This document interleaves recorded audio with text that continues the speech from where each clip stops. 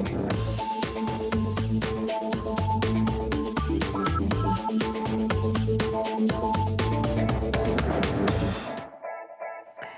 à tous, ravi de vous retrouver pour cette nouvelle édition de Sénat 360. Voici les titres. Suite de l'examen de la loi Elan au Sénat, gros plan cet après-midi sur la volonté des sénateurs d'assouplir la loi SRU. Elle impose 25% de logements sociaux dans les communes urbaines d'ici à 2025, mais certains élus refusent toujours de se plier à ces quotas. Reportage et débat à suivre. Et la séance se poursuit dans un contexte tendu entre le Sénat et l'exécutif. Les parlementaires dénoncent un mépris de la Haute Assemblée. En cause, le rythme imposé aux élus. Dans un courrier adressé à Édouard Philippe, Gérard Larcher demande du temps pour travailler.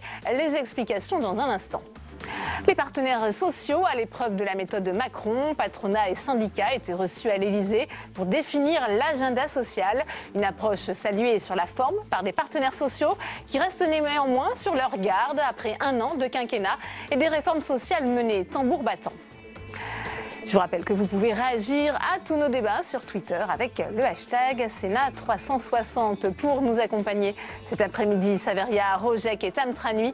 Le multiplex parlementaire, c'est tout de suite.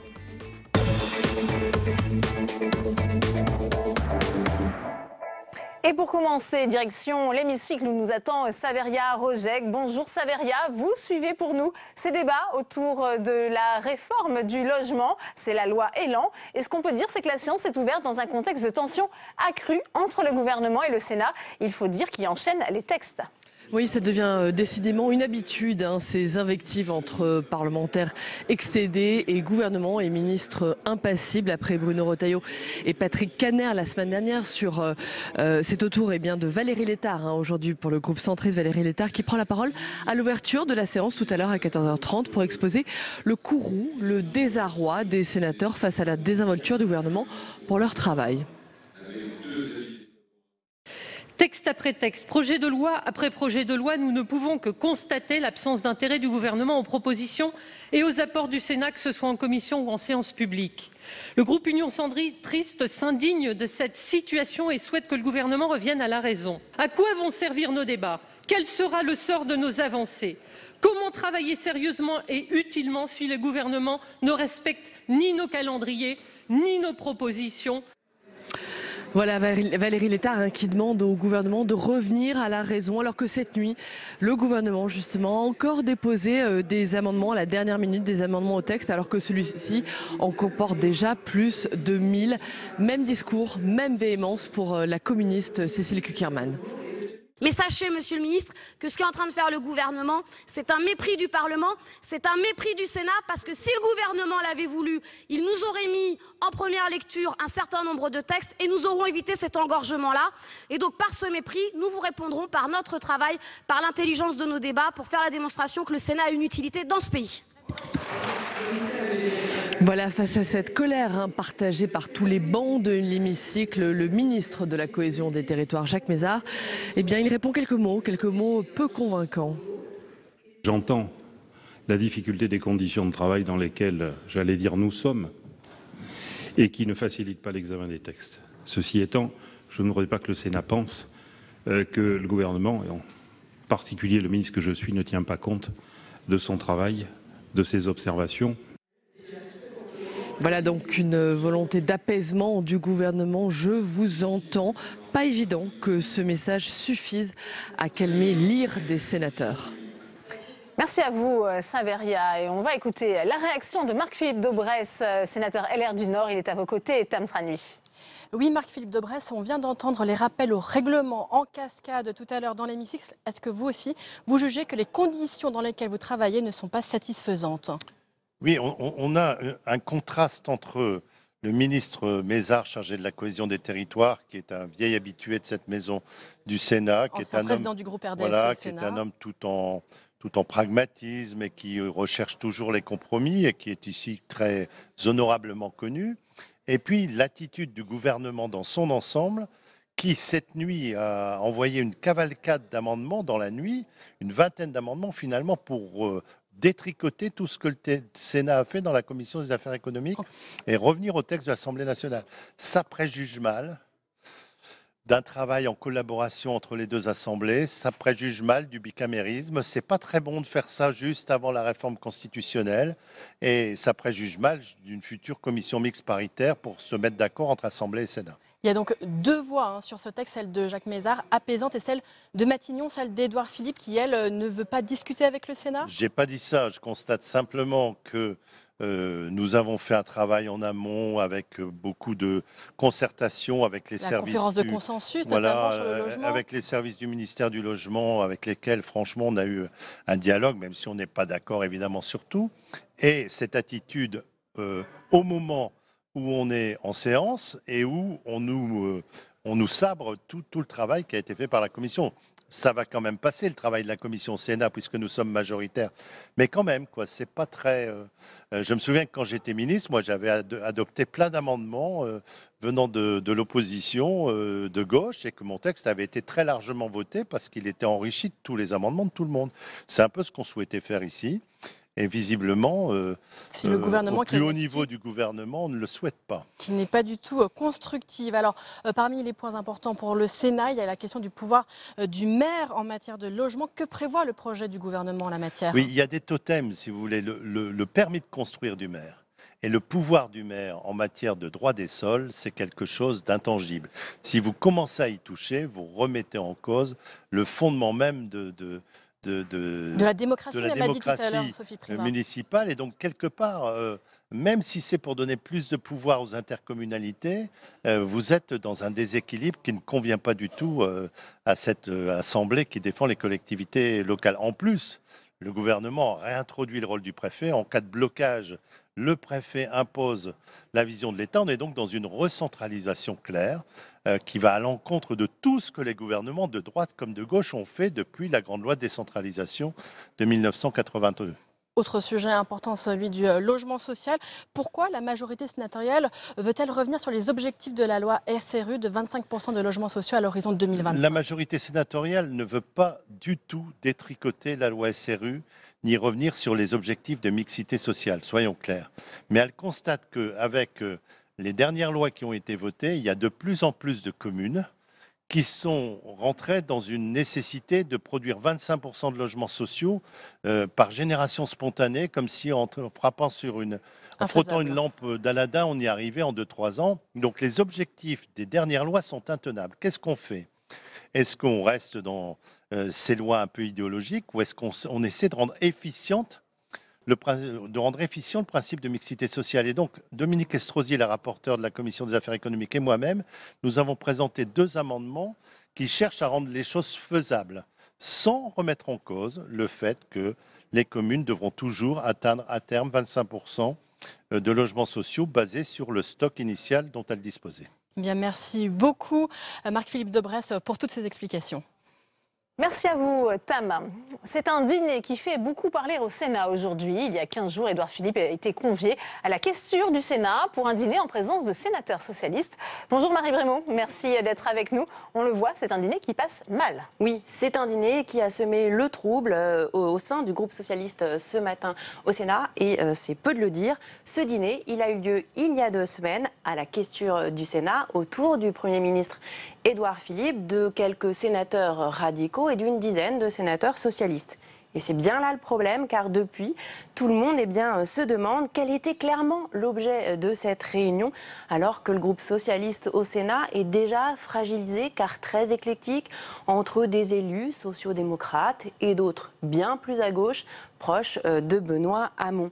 À la sortie du groupe socialiste ce matin, les sénateurs, en tout cas, nous ont fait part en effet d'une réunion de groupe très mouvementée, qui a d'ailleurs duré plus de 2h30, mais personne face caméra pour nous en dire vraiment plus. Tous les regards se tournent pourtant, Marie, à présent vers l'ancien président du groupe socialiste, Didier Guillaume. En effet, tous les regards, vous le dites, se tournent vers l'ancien président du groupe socialiste, aujourd'hui radical.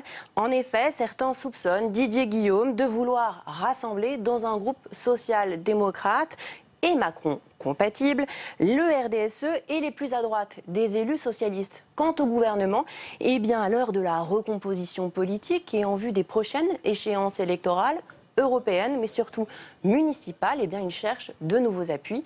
Reste à savoir maintenant si certains ont été suffisamment convaincus pour franchir le pas. Merci à vous, Marie. Et justement, on reste au Parti socialiste, puisque Olivier Faure, le premier secrétaire, était l'invité de notre émission hier, l'épreuve de vérité. Et il s'est montré, vous allez le voir, très ferme vis-à-vis des frondeurs et de ceux qui critiquent le parti. Les réactions au Sénat avec Adrien Develay. Dans le collimateur d'Olivier Faure, les frondeurs. Le premier secrétaire du Parti socialiste a envoyé un message ferme à ses rivaux internes, tenté par une parole divergente. Je ne laisserai pas ce parti qui a déjà été fracturé à de multiples reprises se fracturer à nouveau. S'il y avait la volonté, effectivement, de rejouer à l'infini ce que nous avons connu, les congrès de Rennes, de Reims, enfin, vous pouvez citer tous ces congrès qui ont été épouvantables. Et ces 5 ans que nous venons de passer, au cours desquels personne ne s'est sauvé. Au Sénat, l'accueil de cet avertissement est mitigé. Les élus socialistes demandent d'abord une ligne politique ferme et définie. C'est pas de serrer les rangs, c'est d'avoir une ligne politique. J'attends de savoir quelle est celle d'Olivier Faure et il rassemblera quand il aura une ligne politique qui correspond à l'aspiration de nos concitoyens de gauche, quand il sera en situation de faire vivre au sein du Parti socialiste ce pluralisme. Or, pour l'instant, c'est un peu la turbulence du vide. Pour menacer, il faut en avoir les moyens. Moi, je souhaite que Olivier Faure rassemble avant de chercher des responsabilités à telle ou telle faiblesse. Notre objectif, il est maintenant le premier secrétaire, il doit être au-dessus de la mêlée, il doit être capable, selon moi, de pouvoir rassembler autour de lui. Le président du groupe socialiste au Sénat avertit Olivier Faure, mais certains élus soutiennent tout de même les déclarations du premier secrétaire. Je crois que les socialistes ne sont forts que lorsqu'ils sont unis. Je regrette vraiment que dans la mandature précédente, tel n'ait pas été le cas à l'Assemblée nationale, et nous continuons à payer les conséquences de ceci. La cacophonie au Parti socialiste ne semble toujours pas terminée. Nous vous en parlions hier, le Sénat s'est prononcé pour l'interdiction du téléphone dans les lycées. L'Assemblée nationale s'était contentée de limiter cette interdiction aux écoles et aux collèges. Alors voyez comment ce vote a été accueilli par les premiers concernés avec Samia Dechir. La plupart des adolescents y sont accros. Mais à la rentrée prochaine, les smartphones pourraient être bannis des lycées. C'est ce que proposent les sénateurs et on ne peut pas dire que cela fasse l'unanimité auprès des premiers concernés. C'est une bonne chose ? Non. On a besoin de communiquer entre nous avec l'extérieur. Dans la cour de récréation ou dans les couloirs, je pense que c'est un âge où on pourrait avoir le droit au portable sans l'utiliser en cours forcément. Côté adulte, en revanche, les avis sont plus partagés. Je suis contre le téléphone portable parce que les élèves, des fois, même si le prof fait très attention, ils arrivent à copier. Au niveau des règlements intérieurs des établissements, il y a des dispositions qui sont mises en place que les élèves respectent globalement. Donc je pense que ça n'a aucun intérêt selon moi. C'est aussi l'argument avancé par les socialistes qui avaient déposé une motion contre la proposition de loi des députés La République En Marche. D'après les sénateurs de gauche, les établissements scolaires ont déjà résolu le problème dans leurs règlements intérieurs. Cette loi serait donc inutile à leurs yeux. On demande donc une fois de plus au Parlement de servir de caution à la communication du gouvernement et à sa majorité. Beaucoup d'établissements interdisent déjà les téléphones portables, mais pas tous, a rappelé le ministre pour justifier la nécessité d'en passer par la loi. Vous avez bien montré l'hétérogénéité de la situation. Et c'est de cette hétérogénéité que nous ne voulons plus. Parce que oui, Madame la sénatrice, il y a en effet aujourd'hui des collèges qui ont des bonnes pratiques et qui, et vous avez auditionné certains principaux en la matière, qui en effet constatent que l'interdiction a amené une amélioration de la vie scolaire. Et oui, nous voulons que ce soit le cas dans tous les collèges de France. L'interdiction des téléphones portables dans les établissements scolaires a finalement été adoptée par les sénateurs. Unanimes sur les effets perturbateurs des smartphones sur la concentration des élèves, ils sont donc allés plus loin que la proposition de loi de l'Assemblée en choisissant d'élargir l'interdiction au lycée. Une commission mixte paritaire sera donc chargée de proposer une version du texte commune à l'Assemblée nationale et au Sénat. Et on retourne à la salle des conférences pour une réaction avec vous, Tam Tranui. À vos côtés, c'est Jean-Jacques Lozach, sénateur socialiste de la Creuse. Oui, Jean-Jacques Lozach, hier, tout le monde était d'accord finalement sur l'objectif que les cours à l'école, au collège ou encore au lycée ne puissent être perturbés par l'usage intempestif du téléphone portable. En revanche, fallait-il une loi ? En effet, je crois que tout le monde a parfaitement conscience de la nécessité de réguler l'usage du téléphone portable et plus largement des objets connectés dans l'enceinte des établissements scolaires, depuis l'école maternelle jusqu'au lycée. Mais la question centrale pour nous, c'est la question du comment procéder à cette régulation. Est-ce qu'il fallait en passer par la loi, c'est-à-dire à des dispositions législatives, ou bien est-ce que les dispositions réglementaires au sein de l'établissement étaient suffisantes? Sachant qu'aujourd'hui, déjà, bien la moitié des établissements français à peu près interdisent le portable dans l'enceinte des établissements. Est-ce que pour vous, c'est un texte qui traduit surtout un engagement de campagne d'Emmanuel Macron? Oui, je crois qu'il y a une opération de communication politique derrière tout cela, pour ne pas dire de poudre aux yeux. Bon, je ne vais pas reprocher au président de la République de mettre en accord ses annonces et ses actes, ça c'est plutôt bien. Mais je crois que la loi de juillet 2010 était largement suffisante. Et d'ailleurs, à partir du moment, on s'en aperçoit, à partir du moment où dans le règlement intérieur des établissements, les choses sont bien précisées, et à partir du moment où il y a une information claire qui est donnée notamment aux élèves et aux parents d'élèves, les choses se passent plutôt bien dans les établissements concernés. En même temps, est-ce que cette loi n'est pas un signal auprès de ces élèves? Si, ça peut être perçu comme ça, mais moi je vois surtout un nouveau coup de canif à l'esprit et à la lettre des lois de décentralisation. En effet, ce que je souhaite, c'est une responsabilisation des acteurs locaux, notamment des membres de la communauté éducative. Et je crois qu'il faut préserver cet état d'esprit très décentralisateur, notamment au bénéfice de la communauté éducative. Une communauté éducative d'ailleurs qui n'était pas forcément demandeuse d'un tel texte. En effet, lors des auditions, je me suis rendu compte personnellement qu'il n'y avait pas d'attente forte, aussi bien du côté des fédérations de parents d'élèves que du côté des syndicats, des directeurs d'établissements. Je parle en particulier des syndicats vraiment représentatifs. Il n'y avait pas d'attente, il n'y avait pas d'aspiration majeure. C'est la raison pour laquelle ce texte nous paraît superflu. Les problèmes concrets, par ailleurs, ne sont pas vraiment abordés finalement, parce qu'il y a aussi comment est-ce que l'on encadre, comment est-ce que l'on interdit. Il faut des casiers fermés pour que les élèves puissent ranger leur téléphone portable. Certains avaient même pensé à des brouilleurs d'ondes, par exemple, sur les établissements pour tout simplement empêcher l'utilisation de ces téléphones. Ce que vous dites montre véritablement que ce projet n'a pas été préparé de manière suffisante.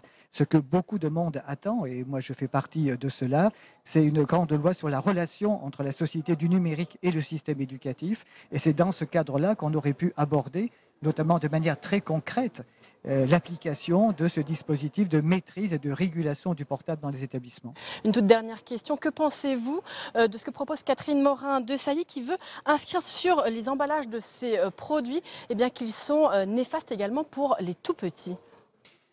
Je ne sais pas ce que vous entendez par tout petit, mais les tout petits, c'est les moins de 3 ans, pour vraiment alerter les parents sur l'utilisation de ce type de produit, des écrans pour les plus jeunes. Je partage tout à fait effectivement cette mesure de bon sens, l'application d'une sorte de principe de précaution. Nous avons eu effectivement des témoignages tout à fait aberrants concernant l'usage du portable dans les écoles maternelles, et on ne peut pas rester indifférent à cette réalité. Merci beaucoup Jean-Jacques Lezac pour avoir répondu à mes questions. Merci à vous, Tam. Dans le reste de l'actualité, les propositions des experts du CAP 22 pour baisser les dépenses publiques, selon Le Figaro. Ils ont identifié une trentaine de milliards d'euros d'économies possibles, 7 fois plus que les 4 milliards votés dans la loi de programmation des dépenses publiques en décembre. Cécile Sixou. 22 propositions choc sorties ce matin dans la presse pour réformer la dépense publique. Parmi les principales mesures, une réforme de l'audiovisuel public qui devra se concentrer sur le numérique avec 400 millions d'euros d'économies à la clé, une réorganisation du système de soins pour désengorger les hôpitaux, mais aussi une réforme de Pôle emploi ou encore la suppression des doublons entre l'État et les collectivités. Au Sénat, à droite, on estime qu'une telle réforme est nécessaire. Nécessité, avec le déficit que nous avons, malgré une période de croissance plus favorable, on continue à creuser le déficit et c'est les générations futures qui vont payer. On le sait très bien, on le sait tous, nous avons un État qui coûte beaucoup trop cher aux Français. À gauche, en revanche, on dénonce des mesures d'austérité visant à détruire les services publics. On est dans cette continuité idéologique selon laquelle toute dépense publique est par essence une mauvaise dépense. Donc il faut supprimer de la dépense publique partout, sans discernement, parce que le plan que vous avez cité, c'est un coup de rabot général. Ces rapports-là ne viennent pas comme ça. Ils viennent, ils sont jetés sur la table. Ils sont médiatisé. Et ensuite, on sait très bien que la loi de finances 2019 sera une loi de finances très éprouvante pour la France et les Français. Laurent Wauquiez demande la publication du rapport pour qu'il y ait un débat national. Et invité à s'exprimer devant le groupe LR du Sénat ce matin, le président de l'Association des maires de France a rappelé que les économies ne pouvaient pas se faire sur le dos des collectivités locales. On écoute tout de suite François Baroin. 30 milliards d'économies, il faut voir comment et sous quelle forme, si c'est la poursuite de la politique actuelle, c'est-à-dire au fond faire payer par les collectivités locales les efforts que ne produit pas l'État, l'impact il sera sévère sur les services publics de proximité, il sera très sévère sur le rôle d'agent économique que les territoires ont au service justement du développement des bassins de vie. Et je rappelle que sous la présidence Hollande, il y a eu 11 milliards de dotations en moins, ça a eu un impact de 30% d'investissement public local en moins. Donc 0,6 points de croissance à peu près. Là, on nous annonce, on demande un effort que nous contestons de 13 milliards. Ça aura à peu près les mêmes proportions, c'est-à-dire quelque chose qui va tuer l'investissement local et qui va altérer le fonctionnement local. Donc c'est une vraie réflexion sur laquelle, évidemment, les associations d'élus apporteront des contributions contraires. Et on retrouve la sénatrice LR de Haute-Seine, Christine Lavarde. Elle fait partie de ces experts du CAP 22 et elle est avec vous, Tam Tranui. Effectivement, Christine Lavarde, vous avez participé aux travaux du groupe thématique de CAP 2022. Vous reconnaissez-vous dans les propositions chocs qui ont été dévoilées par le Figaro 30 milliards d'économies via notamment la suppression de la TVA réduite, par exemple pour le bâtiment, la restauration, mais aussi les aides à la transition énergétique?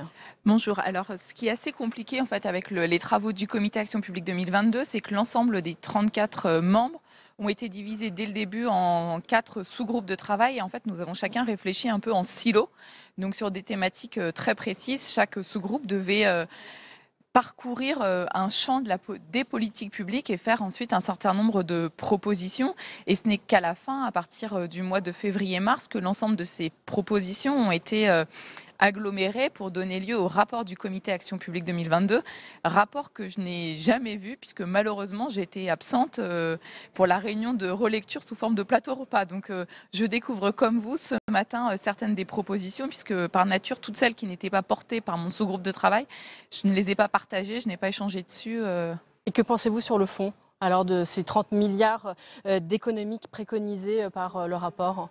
Alors, ce qui est certain, c'est qu'en tout cas, il nous a été demandé, au fur et à mesure que nous avancions dans la réflexion, alors même que ce n'est pas l'angle que nous avions choisi au départ, de faire des propositions, de les chiffrer, et notamment que les propositions qui seraient retenues à la fin soient des propositions qui permettent de venir réduire la dépense publique. Là où vous espériez vraiment transformer l'action publique, vraiment faire une réforme d'ampleur, on vous a demandé finalement avant tout une baisse des dépenses. Alors, au début, on nous a vraiment laissé le champ libre et on nous a invités à repenser l'action publique, à la transformer, à réfléchir à comment demain pourraient se conduire les services publics. Et c'est des réflexions que nous avons continué à avoir, notamment lorsque nous avons été réunis en plénière au mois de janvier, au mois de février. On nous a demandé de dessiner ce que pourraient être les services publics de demain, ce qu'on trouvait aujourd'hui perfectible et comment est-ce qu'on pourrait changer les choses. Et notamment, je me souviens avoir eu des échanges assez nourris sur l'utilisation des données, parce que le numérique et pouvoir conserver va venir nécessairement transformer l'action publique. Je me souviens aussi que nous avons beaucoup réfléchi sur le rôle et la place que peuvent occuper les agents publics dans le nouveau monde des services publics de demain tel que nous les dessinions. Donc il y avait effectivement toujours ce prisme, enfin en tout cas que n'a pas abandonné, je pense, les membres du comité, qui était de vouloir transformer l'action publique sans pour autant s'intéresser en premier lieu aux économies générées. Après, en même temps, nous étions tous aussi d'accord sur le constat, à savoir qu'il est plus que nécessaire de trouver des économies pour réduire la dépense publique qui aujourd'hui atteint un niveau qui n'est plus soutenable. Du coup, est-ce que vous êtes quand même satisfaite par cette démarche? Est-ce que vous êtes déçue? Je me rappelle de cette question d'actualité où vous aviez dit que vous n'étiez pas du tout mise à contribution sur la suite, que vous ne connaissiez pas les conclusions du rapport, que vous n'étiez pas mise au courant. Alors tout ça est exact. La question que j'ai posée il y a 3 semaines, je pourrais la reposer aujourd'hui, si ce n'est que depuis, il y a eu un communiqué de presse du Premier ministre qui a annoncé officiellement le changement de méthode, ce qui nous a été dit jeudi après-midi, où l'ensemble des membres du comité ont été reçus à Matignon pour les remercier du travail et pour leur dire que le gouvernement avait décidé de reporter la publication du rapport au mois de septembre, de manière à laisser les ministres définir leur feuille de route pendant l'été et s'approprier les réformes qu'ils devront mettre en place. Et ça, c'est une démarche qui me semble cohérente. C'est comme ça qu'a fonctionné notamment le gouvernement canadien au début des années 90, où c'est bien le gouvernement qui avait construit un ensemble de mesures qu'il devait ensuite porter. Voilà, c'est un changement de méthode par rapport à ce qui avait été annoncé. Je pense qu'on peut y souscrire, puisque l'idée est bien que ça marche. Eh bien, très bien. Merci beaucoup, Christine Lavarde, d'avoir répondu à mes questions. Il faudra donc attendre la fin du mois de septembre pour connaître le rapport dans son ensemble de CAP 2022. Merci à vous, Tam. Après 3 heures d'entrevue à l'Élysée, les partenaires sociaux satisfaits du changement de ton d'Emmanuel Macron. Le chef de l'État, qui recevait pour la première fois 8 organisations patronales et syndicales, veut plus de dialogue à l'avenir tout en gardant la main sur l'agenda social. Quentin Calmy. Y a-t-il, avec cette image, un tournant dans le quinquennat? En recevant tous les partenaires sociaux à l'Élysée, Emmanuel Macron s'engage-t-il dans un virage social? Sur le plan de la méthode, en tout cas, le président de la République a proposé un nouveau départ lors de ces 3 heures de réunion. On a senti sans doute à plusieurs autour de la table qu'il y avait une volonté de revenir à, selon les termes du président de la République, une république contractuelle. Et que la France devait revenir à une forme de dialogue entre organisations syndicales et patronales. Le président de la République a dit, écoutez, dans la première partie de ma première année de mandat, il fallait débloquer certaines situations. Je suis allé vite, c'était ma volonté, je l'assume, et maintenant je passe dans une autre séquence où je vais, entre guillemets, avoir besoin de m'appuyer sur les partenaires sociaux, sur les corps intermédiaires, sur des sujets qui traversent toute la société. Même son de cloche à Force ouvrière, où l'on se réjouit de voir renouer le fil du dialogue. Quant au fond des réformes envisagées, Pascal Pavageau se veut très prudent. Moi, je lui ai rappelé que si la méthode s'améliore ou si la forme s'améliore, c'est très bien. Maintenant, il reste le fond. Et que sur le fond, l'ensemble de la politique visant finalement à individualiser, à casser les droits collectifs ne nous va évidemment pas, et que sur bon nombre de réformes, pour ne pas dire toutes, nous sommes extrêmement inquiets sur un plan social. Principal point à négocier désormais, l'assurance chômage. Syndicats et représentants du patronat doivent désormais négocier avec le Premier ministre une lettre de cadrage. Ce qu'on lui a fait préciser aujourd'hui, c'est quel était son état d'esprit. Est-ce qu'il pensait qu'on résoudrait le problème du chômage en baissant les droits et en diminuant la durée d'indemnisation? Alors clairement, c'est pas du tout ce qui est prévu. La réunion d'aujourd'hui correspond donc à un signal fort de la part du chef de l'État. Rendez-vous désormais à Matignon au retour de l'été.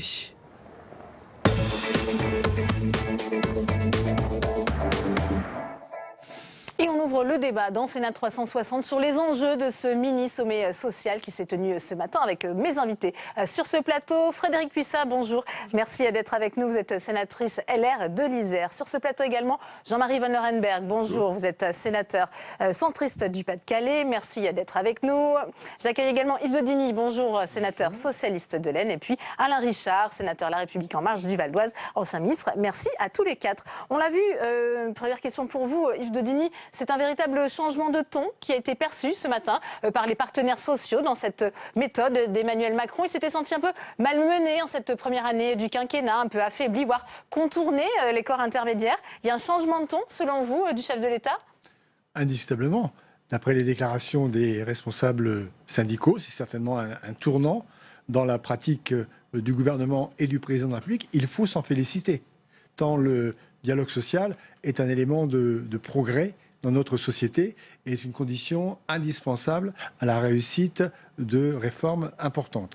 Et c'est vrai que la première année a été marquée de la part du gouvernement par une défiance, quand ce n'était pas du mépris ou une ignorance des organisations syndicales qui se sont senties rejetées en dehors du jeu. Il faut être très heureux aujourd'hui de ce changement de ton. Mais comme il a été dit aussi, c'est dans la méthode, c'est bien. Il reste le plus important qui est bien sûr le fond des réformes. Et là, il faut attendre la lettre de cadrage. D'ailleurs, lettre de cadrage, c'est un mot important. Cadrage, est-ce qu'il va être à périmètre court, à périmètre large? Quelle sera la possibilité de négociation? Ça sera avec Édouard Philippe d'en décider fin août à Matignon. Jean-Marie Van Lerenbergh, il était temps, malgré tout, que le chef de l'État reçoive les partenaires sociaux dans leur ensemble, comme il l'a fait ce matin? Bon, je crois, hein, j'approuve tout à fait ce que vient de dire mon collègue Yves Daudigny. Je pense que c'était attendu à la fois par les partenaires sociaux, qu'ils soient effectivement patronat ou qu'ils soient syndicats salariés. Je crois que vrai tournant, changement de ton, c'est maintenant effectivement les actes qui décideront de si ce changement d'approche va être effectif. Il y a beaucoup de sujets sur lesquels, d'ailleurs, l'approche est déjà effective. Je pense notamment aux retraites. On peut dire que l'approche qui a été menée jusqu'à présent par le haut-commissaire aux retraites est tout à fait positive. Il a vraiment concerté les partenaires sociaux. Nous-mêmes, au Sénat, nous nous sommes engagés très directement avec lui pour mener de front des démarches, des auditions, etc. Donc il faut continuer dans ce sens. Il ne faudrait pas, et ça je mets en garde effectivement le Premier ministre, il ne faudrait pas qu'en se tournant beaucoup plus vers les partenaires sociaux, on oublie les parlementaires et on oublie tout particulièrement le Sénat. Et on l'a vu avec l'assurance chômage. C'est un peu regrettable. Dernière, effectivement, Jean-Marie Van Lerenbergh, Frédérique Puissat, il tend la main aux partenaires sociaux. Ça serait bien aussi qu'il écoute un peu plus les parlementaires, Emmanuel Macron? Oui, alors je vais rebondir sur ce qu'ont dit mes collègues. Je pense que le dialogue social dans un pays est nécessaire. La question est de savoir où on le positionne et surtout quand est-ce qu'on le positionne. J'entendais que les partenaires sociaux évoquaient le fait qu'ils avaient eu le sentiment d'être malmenés. Le Sénat, les parlementaires ont eu le sentiment d'être malmenés parce que si effectivement on a des partenaires sociaux qui affirment être plutôt satisfaits d'une discussion qui ouvre des débats, je rappelle simplement qu'il y a moins d'un an, on avait déjà ouvert les débats.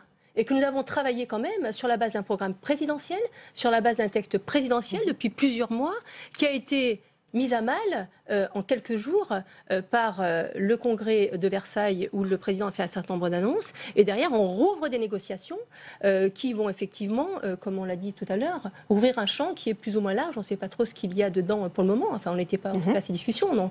On en saura plus tout à l'heure. Mais je crois qu'en la matière, le dialogue est important.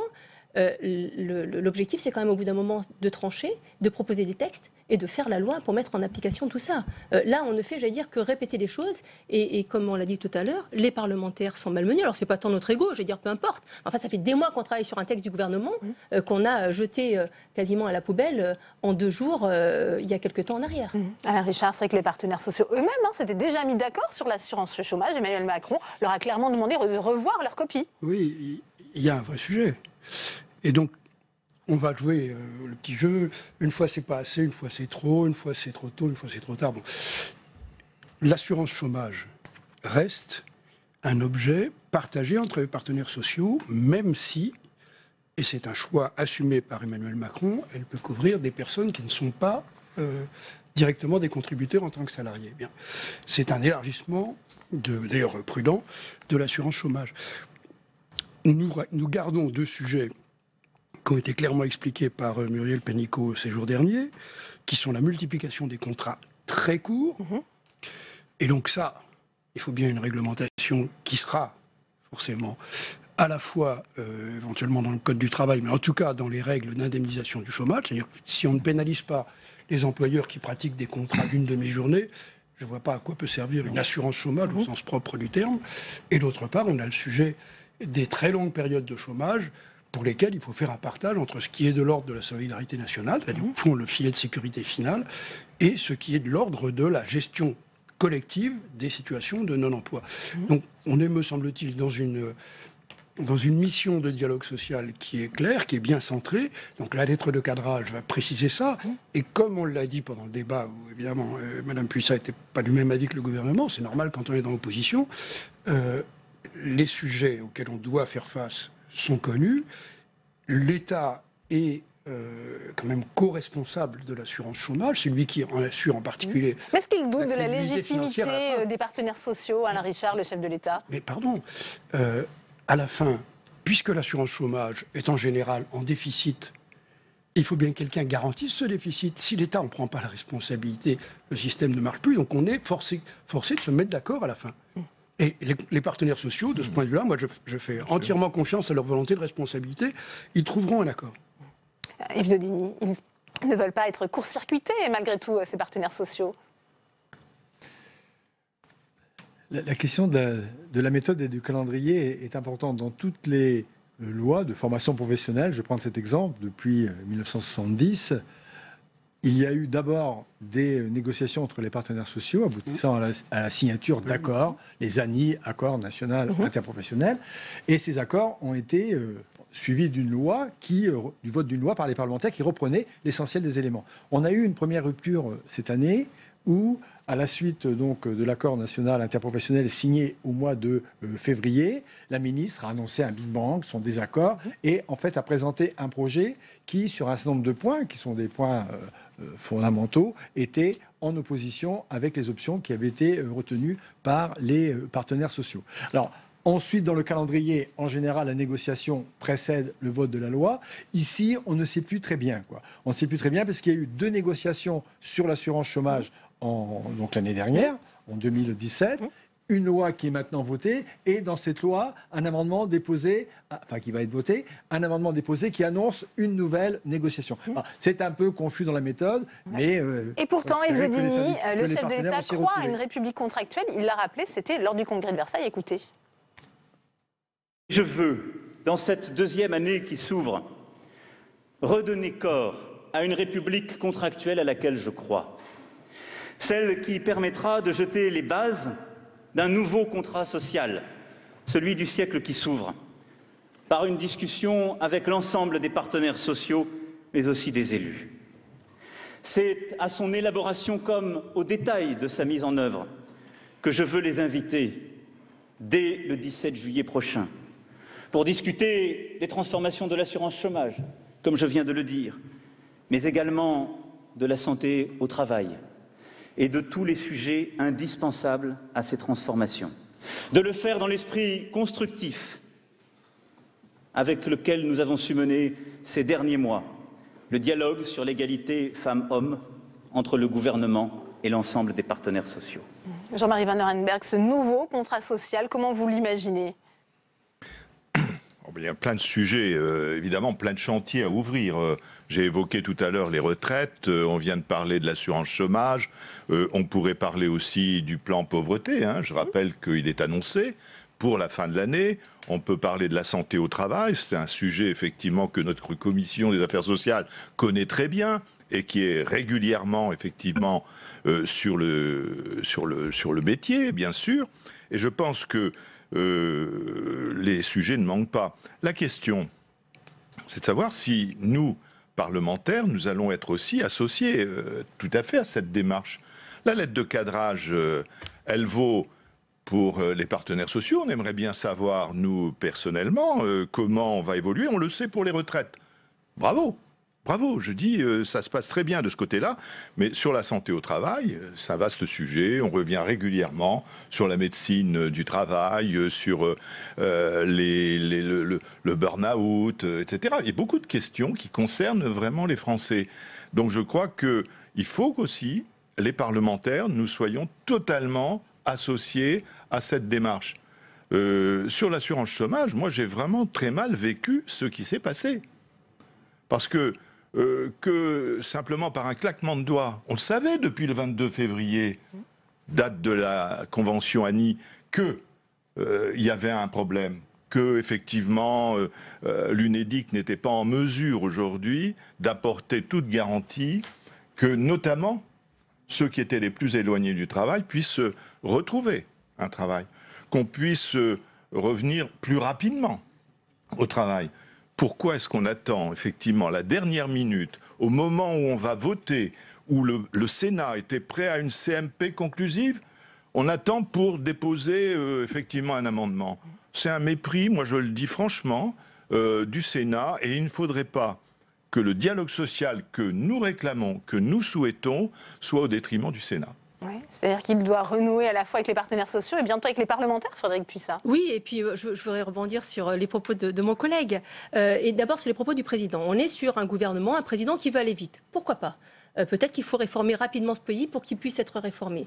Si effectivement on veut rouvrir le dialogue social, excusez-moi, mais il fallait le rouvrir dès le 23 février. Depuis septembre 2017, on a interrogé les partenaires sociaux. Alors, au motif effectivement qu'on a des têtes nouvelles, on modifie les règles. Donc si effectivement on voulait aller vite, il fallait, dès le 23 février, inscrire dans la loi tous les éléments qui allaient nous permettre de légiférer pour que notre pays puisse être transformé. Vous parliez des contrats courts tout à l'heure. Excusez-moi de vous dire que vous avez dans ce texte de loi un dispositif, et vous le savez, qui traite des contrats courts. On peut être d'accord, pas d'accord, etc. Mais on a traité des contrats courts. Alors aujourd'hui, on a l'impression qu'on redécouvre les contrats courts. Je suis désolée, mais il y a toute une partie du texte de loi qui en parle. Comme je dis, on peut avoir des avis divergents, mais à ce moment-là, il fallait qu'on en discute avant. Sur effectivement l'assurance chômage et sur sa durée et sur le principe de la partie assurantielle, de la partie de solidarité, pourquoi est-ce qu'on ne l'aborde pas dans ce texte de loi? Ça fait des mois qu'on travaille, sur ce texte de loi. Votre analyse et votre réponse, on réinvente parce que 2 personnes nouvelles sont là, on réinvente un dispositif au mépris des parlementaires. Alors, Richard. Enfin, il faut laisser crier, ça soulage. Il se trouve cependant que quand on change le président du CNPF après un débat important, enfin du CNPF, pardonnez-moi, du MEDEF, après un débat en son sein, il y a tout de même une considération à avoir. Deuxièmement, quand on est dans une période de reprise économique sur laquelle on constate des phénomènes accentués de brièveté des contrats et d'instabilité du travail, ce qu'on appelle la permittence, c'est un sujet nouveau. Et, pardon, mais quand le président dit ça au Congrès, mon petit doigt me dit qu'il en a un tout petit peu parlé avec les partenaires sociaux auparavant.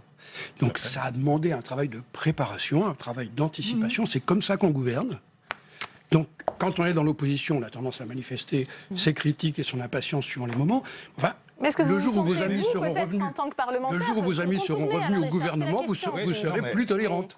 Monsieur, cher ami, on n'est pas dans l'opposition. Sur ce texte, il y avait une concertation, une co-construction. C'est là, je crois, que le président, excusez-moi, je l'aime beaucoup, hein, c'est pas une question d'opposition, nous étions prêts à conclure. Nous étions prêts à conclure. Et simplement, il y a une erreur de méthode, et une erreur de timing. Vous comprenez, alors, Richard, quand même, que certains parlementaires aient le sentiment qu'ils ne sont plus consultés, qu'ils ont eux aussi, justement, été contournés. Il y a des choses qui sont du domaine de la loi seule, parce que ce sont des actes unilatéraux. Simplement, le barème de l'assurance chômage, et notamment la façon dont éventuellement les cotisations d'employeurs peuvent être modulés en fonction des comportements d'employeurs, c'est bien un sujet de négociation. C'est juste, c'est sûr. Alors, on parle peut-être de... Ça ne frustre pas les parlementaires. Effectivement, c'est le nouveau patron. Ça ne frustre pas les parlementaires. Ce matin à l'Élysée. On peut jouer au petit jeu de la jalousie comme ça. Non, mais lui aussi, pardon, il a fixé ses priorités. On l'écoute et je vous ferai réagir après, Frédéric Poissat. On écoute tout de suite Geoffroy Roux de Bézieux. Sur le point spécifique de l'assurance chômage, nous sommes ouverts à la phase de diagnostic qu'a proposé le président de la République, en essayant de ne pas se limiter aux paramètres financiers de l'assurance chômage, mais d'élargir le débat sur le contrat de travail, sur la formation des demandeurs d'emploi, enfin tout ce qui fait effectivement le rôle de l'assurance chômage. Très bien. Oui, Frédéric Puissat, on voit que le MEDEF aussi fixe ses priorités. Oui, non, mais je réagissais à vos propos parce que je dis devant tact. Ça veut dire qu'il y a une tête qui change, qui est celle du président du MEDEF, qui est effectivement un organisme important, et du coup, on change la loi. Je m'excuse quand même, mais article 25 à 36, texte de loi du gouvernement, créer de nouveaux droits pour sécuriser les parcours et les transitions professionnelles, lutter contre la précarité et la permittance. C'est un texte sur lequel a travaillé le gouvernement. Donc moi je crois quand même. Une partie qui est forcément contractuelle. Je le dis avec tout le respect que j'ai pour effectivement le gouvernement et un président de la République qui a été élu démocratiquement. Il y a un problème de méthode. Ça veut dire que soit effectivement il y a un problème de méthode, soit effectivement il y a un problème de cap. Et ça, c'est plus grave. Oui, moi, je voudrais revenir un peu en arrière sur une question qui est importante, liée à la méthode, qui est celle du temps. Les sociétés sont très complexes. Les bouleversements portés par les textes sur lesquels nous débattons sont importants pour la vie demain quotidienne de nos concitoyens et pour la vie des entreprises. Ces réformes demandent du temps. Et lorsqu'on fait une comparaison, les faits entre la réforme SNCF et la réforme des PTT menée par Michel Rocard, la première différence, c'est celle du temps donné. Michel Rocard, c'est priorité à la concertation, une demi-année ou presque de consultation, ensuite une demi-année, c'est pas Alain Richard qui va me contredire, une demi-année de négociation avec les syndicats et ensuite le vote de la loi. Quand on regarde ce qui s'est passé pour la SNCF, c'est l'affirmation d'une priorité libérale sur le fond, alors que le point de départ est le même. Le point de départ, ce sont des directives européennes. Et puis ensuite, une certaine affirmation, je veux dire, de l'autorité de l'État. Tout ceci dans un temps qui est très réduit. Or, négocier, changer la société, les conséquences sont importantes, ça demande du temps.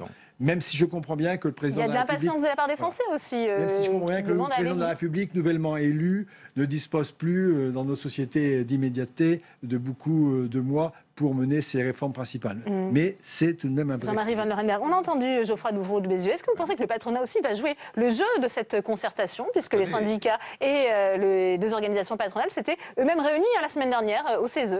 Écoutez, c'est le sentiment qu'il donne.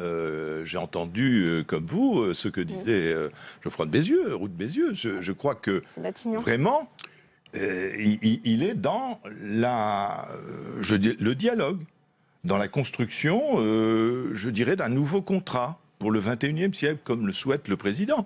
Donc nous sommes tout à l'écoute.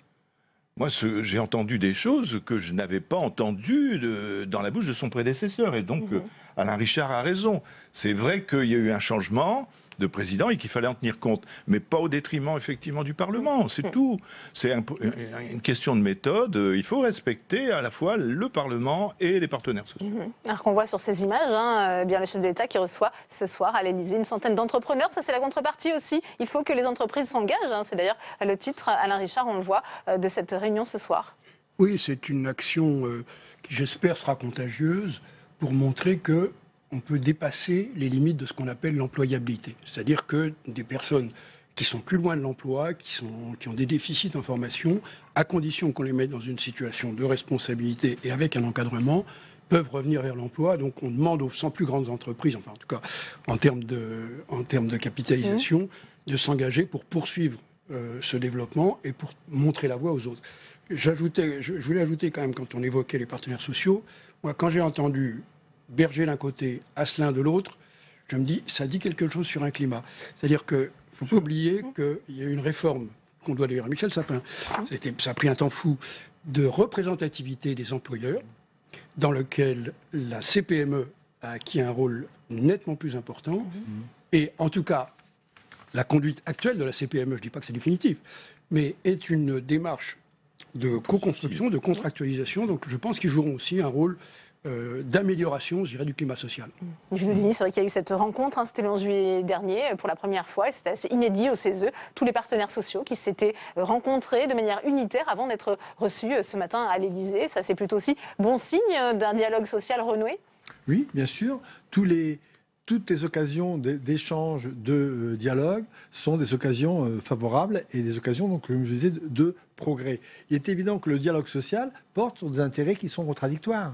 Les intérêts du chef immédiat du chef d'entreprise, de l'entreprise elle-même à moyen terme, ne sont pas les intérêts immédiats des salariés. Et quelquefois, l'intérêt général, d'ailleurs, est encore différent des deux précédents. Il faut donc trouver des compromis. Ces compromis nécessitent une confiance, nécessitent le respect mutuel, le respect des engagements. Et toutes les occasions qui sont des occasions d'échange entre les partenaires facilitent, je le pense, cette confiance et ce respect mutuel. Oui, Frédérique Puissat, ce rendez-vous entre partenaires sociaux et le chef de l'État pourrait devenir annuel. D'ailleurs, ils le demandaient, les syndicats et le patronat. Oui, c'est des échanges qui sont importants. Après, la question est de savoir si cette réunion du 11 juillet n'a pas déclenché celle du 17 juillet. Parce que c'est vrai que l'unité syndicale et des partenaires sociaux peut avoir aussi une caisse de résonance auprès du gouvernement. Et peut-être que... Alors, Emmanuel Macron l'avait annoncé lors du congrès de Versailles avant le 11 juillet. Oui, on est d'accord. On savait qu'elle allait avoir lieu. Et on savait aussi que les partenaires sociaux, dont le nouveau président du MEDEF, étaient capables de quitter l'attaque de l'UNEDIC selon les décisions qui allaient être prises par le gouvernement. Donc c'est vrai qu'il y avait une crainte qui peut-être a déclenché cette réunion du 17 juillet. Moi, ce que j'espère simplement, quand on bâtit un pays, et on est quand même sur des sujets qui sont sensibles, qui concernent l'intégralité des habitants, des personnes qui travaillent, quand on bâtit un pays, on doit effectivement poser les choses. Donc j'espère que simplement qu'on n'est pas sur des réactions d'actualité, mais qu'on est bien sur des réactions moyen, long terme, dans l'intérêt de notre pays. C'est mon inquiétude. Jean-Marie Van Lorenberg, ça va s'inscrire dans la durée, cette méthode de concertation, ou on est plutôt dans la symbolique, dans la communication aujourd'hui? Quand le président vient devant le Congrès parler solennellement à l'ensemble des parlementaires et qui prend un engagement de bâtir l'État-providence du XXIe siècle, de définir un nouveau contrat social, moi je le crois. Et je pense que le pays en a besoin. Et je crois qu'on se rejoint tous. Donc pour moi, c'est pas de la réponse conjoncturelle, c'est dont on a besoin, bien sûr, mais d'une réponse profonde, contractuelle. On a besoin simplement d'associer les partenaires sociaux et les corps intermédiaires et les parlementaires. Je crois qu'on est tous, aujourd'hui, on veut tous la réussite du pays. Et je crois que là, la méthode me paraît bonne. En tous les cas, elle est dans le bon sens. Et je pense que de s'y prendre, comme le disait tout à l'heure Yves Daudigny, longtemps en avance, c'est important de laisser du temps au temps, comme disait un président antérieur. Et je pense que sur les retraites, par exemple, la démarche me paraît bonne. Et donc, faisons effectivement la même chose pour d'autres sujets qui sont aussi importants. Eh bien, merci. Merci à vous, Jean-Marie Van Arenberg. Merci Yves Daudigny. Merci Alain Richard. Merci à vous, Frédéric Puissat. Le temps, il n'y en a pas beaucoup puisque le Sénat se penche depuis hier sur la loi Elan et on a entendu ce matin à l'ouverture de la séance que les parlementaires, justement les sénateurs, grinçaient un peu des dents sur le rythme imposé par l'exécutif. Alors, on va retrouver Saveria Rojek pour en parler. Comment se déroule, Saveria, les débats cet après-midi? Eh bien, après une longue, très longue discussion générale hier, les sénateurs ont enfin commencé à examiner le cœur du texte. La première partie, c'est une partie qui concerne la construction et l'urbanisme. L'esprit de cet article pour le gouvernement, c'est que tout d'abord, la politique du logement doit être mieux territorialisée pour répondre à la diversité des besoins des populations et des territoires. Le gouvernement, il veut donc simplifier les normes en encadrant, et puis il veut également encadrer les recours abusifs. Résultat, ce premier article qui crée donc le contrat de projet partenarial d'aménagement. C'est un contrat qui associe l'État et certaines collectivités dans la réalisation d'opérations d'aménagement. Je vous propose d'écouter la rapporteure du texte, la sénatrice Dominique Estrosi Sassone. Le projet partenarial d'aménagement n'intervient pas au stade opérationnel des projets. Il permet simplement aux parties de s'accorder sur les grandes lignes d'aménagement. Je vous rappelle également que les communes qui le désirent sont signataires de droit d'un PPA en vertu du texte qui a été adopté par la Commission. Donc aujourd'hui, je pense qu'il serait plutôt dommage d'empêcher la signature d'un PPA simplement parce qu'une commune qui peut ne pas être intéressée n'en aurait pas exprimé le souhait d'en être signataire. Voilà, alors en ce qui concerne ce PPA, ce projet partenarial d'aménagement, la Commission des affaires économiques a tenu à associer les communes dans ce PPA. Voilà donc pour cet article premier qui concerne les opérations d'aménagement, article qui a été adopté par les sénateurs. Merci à vous, Saveria. Ce sera le premier texte de la rentrée parlementaire des sénateurs, la révision constitutionnelle, premier volet de la réforme des institutions souhaitée par Emmanuel Macron. On le sait, il doit permettre l'inscription dans la loi fondamentale de la protection de l'environnement, mais pourrait aussi permettre de graver dans le marbre l'égalité entre les sexes. Flora Sauvage. Changer l'article 1er de la Constitution pour garantir l'égalité de tous les citoyens devant la loi sans distinction de sexe. C'est la proposition de la délégation du Sénat, présidée par Annick Billon. Actuellement, 84% des maires sont des hommes et des obstacles à la parité demeurent, même si elle est inscrite dans la loi fondamentale. Avec 38% de femmes députées et 32% de sénatrices, la France se situe au 16e rang mondial pour la féminisation de son Parlement. Comment alors renforcer la parité dans la Constitution? La délégation aux droits des femmes du Sénat fait 5 recommandations dans un rapport. Garantir et non plus favoriser l'égal accès des femmes et des hommes aux mandats électoraux ainsi qu'aux responsabilités professionnelles et sociales. Le 12 juillet dernier, les députés ont adopté l'inscription dans la Constitution du principe d'égalité entre les femmes et les hommes lors de l'examen de la révision constitutionnelle. Il reste au Sénat à l'adopter, mais cette proposition ne fait pas l'unanimité. Et Annick Billon, présidente de la délégation droits des femmes du Sénat, est notre invitée. Le face-à-face, c'est tout de suite.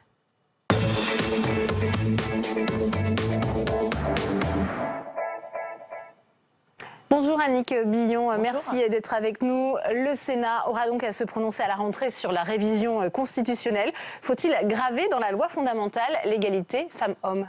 Je pense que c'est un principe de base. La délégation aux droits des femmes s'est engagée dès le rapport Femmes et laïcité en 2016 dans cette voie.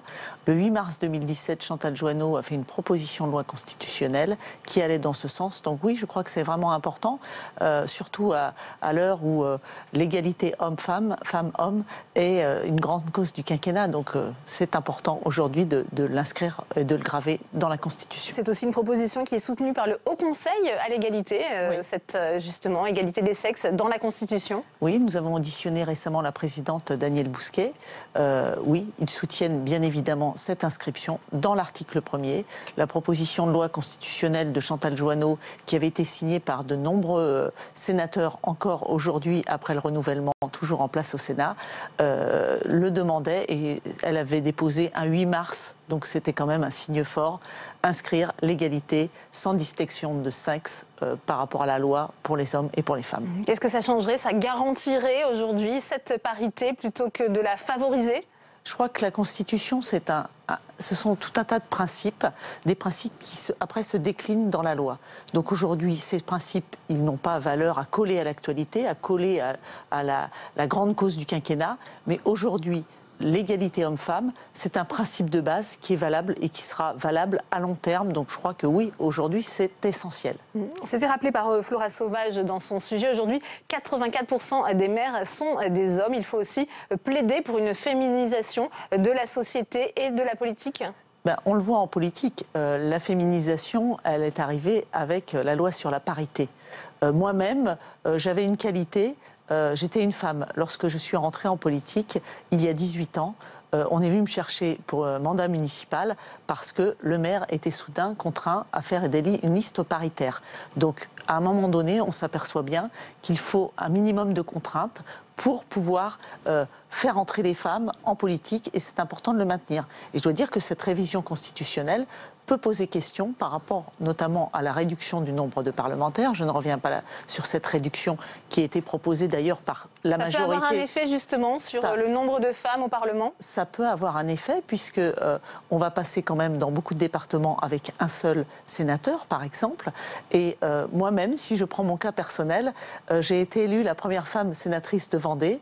Pourquoi il n'y avait pas eu de femmes auparavant? Puisqu'auparavant, c'était un scrutin uninominal et nous sommes passés en 2014 à un scrutin de liste avec une parité sur la liste et donc forcément une femme, un homme, une femme ou un homme, une femme, un homme.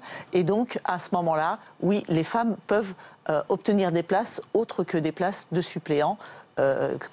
Souvent, elles sont relayées aux places de suppléantes. C'était rappelé, hein, la France occupe le 16e rang mondial en matière de féminisation du Parlement. On est assez mal classé. Alors, je suis pas forcément pour des règles paritaires maximum, pour imposer la parité dans toutes les institutions.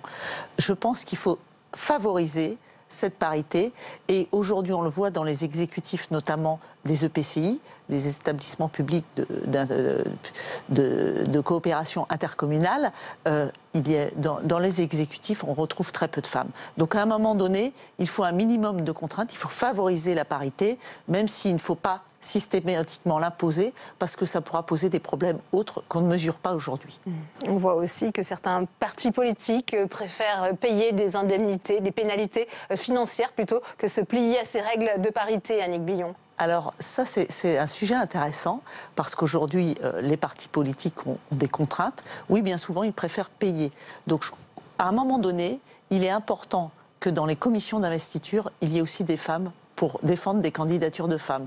Et bien souvent, les commissions d'investiture sont des bastions d'hommes et on propose des secteurs, des circonscriptions qui sont parfois pas forcément gagnables, où on met des femmes. Donc, on le voit, le mandat de maire est un mandat compliqué avec l'application de la loi NOTRe et tout un tas de dispositifs aujourd'hui qui font que les finances des collectivités sont contraintes. Beaucoup de maires vont s'arrêter en 2020.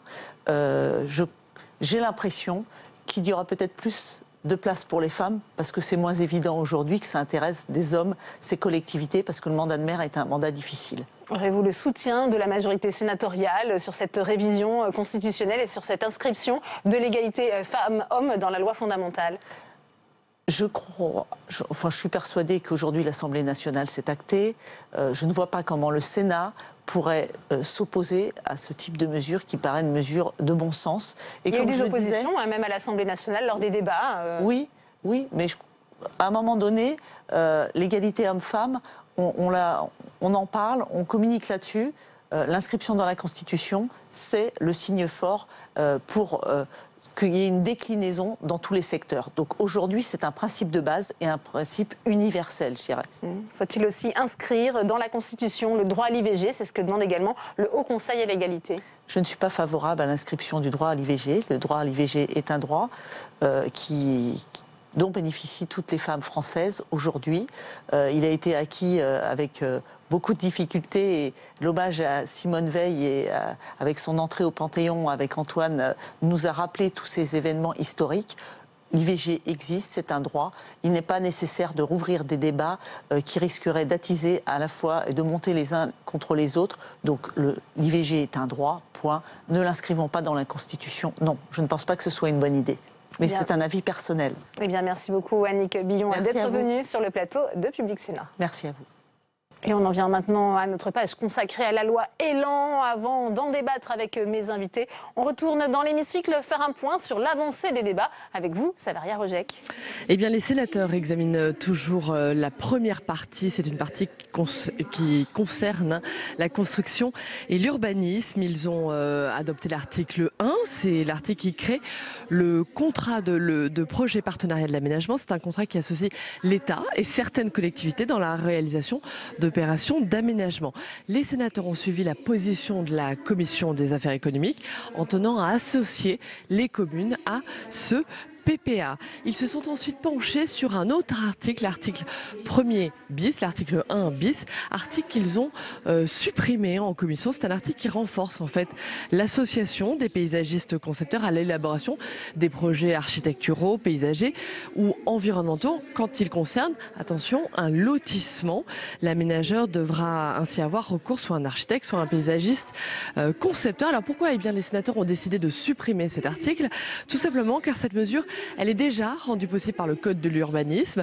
Ils ont donc jugé qu'il n'était pas nécessaire de transformer cette possibilité en obligation. Voilà donc pour le début de l'examen de ces premiers articles de ce projet de loi. Merci à vous, Saveria. Et on va s'intéresser plus particulièrement au volet qui concerne l'assouplissement de la loi SRU. Voyez ce reportage à Neuilly et à Gennevilliers, deux villes que tout oppose en matière de logement social. Fabien Recker.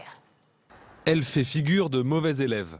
Avec seulement 6% de logements sociaux, Neuilly-sur-Seine est bien loin des 25% requis par la loi SRU.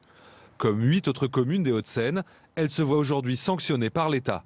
Son maire Jean-Christophe Fromentin plaide la bonne foi. Voilà, par exemple, un bâtiment qui a été construit il y a quelques années, qui regroupe un équipement public en pied d'immeuble et plusieurs dizaines de logements sociaux au-dessus. Neuilly est une ville qui est dense, qui est particulièrement dense. Neuilly est une ville qui est beaucoup en multipropriété, c'est-à-dire que les gens sont multipropriétaires, propriétaires d'appartements dans les immeubles, donc on n'a pas des blocs qui sont facilement mutables ou négociables. Ensuite, la ville a une zone en PPRI, une zone inondable qui limite sa constructibilité. Pour le maire de Neuilly, la loi devrait davantage tenir compte des efforts réalisés plutôt que d'un pourcentage en valeur absolue. L'histoire des villes a un sens aussi. On n'est pas dans un monde théorique où tout le monde a démarré au point zéro, a construit la ville et certains auraient dit moi je fais du logement social et d'autres auraient dit non, moi je n'en fais pas. Jean-Christophe Fromentin avance que 70% des permis de construire qu'il attribue chaque année sont destinés au logement social. Insuffisant toutefois pour mettre Neuilly en accord avec la loi, un souci que ne connaît pas sa voisine Gennevilliers. Avec 66% de logement social, elle détient le record du département. Et elle continue d'en construire, comme dans cet écoquartier. Il y a 1700 logements sur ce quartier, donc il y en a 50% qui sont des logements sociaux. On voit beaucoup d'avantages aussi d'avoir autant de logements sociaux. Le premier, c'est d'abord que les jeunes Villois peuvent continuer à vivre dans leur ville et en petite couronne, c'est-à-dire qu'on a quand même 4000 demandeurs de logement, mais on arrive à avoir une moyenne d'attribution à peu près de 3 ans d'attente. Alors que le logement social est au cœur de l'aménagement de Gennevilliers, la ville voit d'un mauvais œil la loi Elan, qui prévoit notamment le regroupement des petits bailleurs sociaux. Son office HLM gère près de 9000 logements et serait donc contraint de fusionner avec celui de la ville de Colombes. Un office HLM déjà impacté par la baisse des APL dans la dernière loi de finances.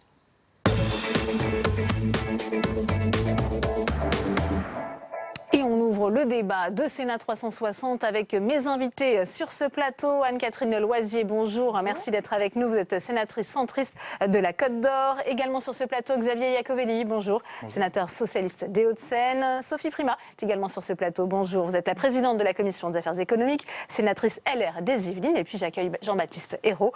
Bonsoir. Vous êtes le porte-parole national de droit au logement qui manifeste d'ailleurs en ce moment au Sénat, enfin devant le Sénat, justement contre cette loi Elan. On va bien sûr en parler dans un instant. Première question pour vous, Sophie Primas, puisqu'on a vu ce reportage dans ces deux villes. Je disais que tout oppose. Le Sénat a souhaité en commission assouplir cette loi SRU. C'est perçu comme un mauvais signal par certaines associations, comme Droit au logement, par exemple. Que répondez-vous ? Je réponds que je me porte en faux, bien sûr, avec cette analyse qui est soi-disant un assouplissement de la loi SRU. Ce que nous souhaitons faire au Sénat, au contraire, c'est de renforcer cette loi SRU en la rendant possible.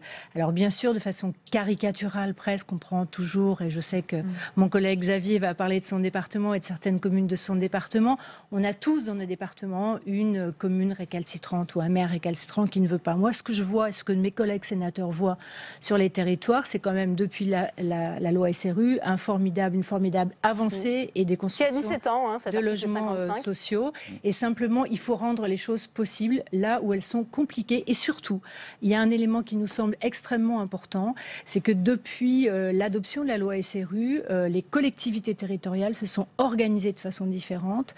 Les compétences des collectivités territoriales ont été réparties de façon différente entre les communes et les intercommunalités. Il faut en prendre compte, en tenir compte parce que c'est une chance aussi pour aller plus vite.